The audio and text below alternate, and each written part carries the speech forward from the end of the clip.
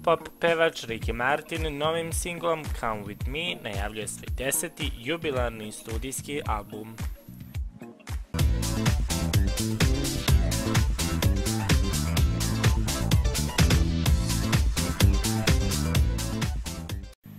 Pevač portorikanskog porekla, koji je godinama bio na vrhu liste najseksibilnijih ljudi sveta, objavljuje svoj 10. studijski album.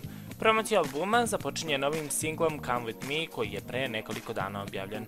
Nova pesma je brzog ritma, a fanovi popularnog pevača očekuju i adekvatan video spot uz ove brze ritmove.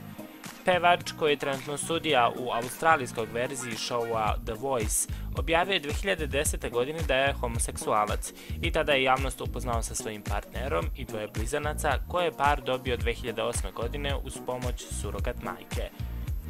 Single Come With Me možete poslušati na linku koji se nalazi u opisu ovog snimka, a svoje mišljenje o novoj pesmi Rickya Martina obavezno ostavite u komentarima.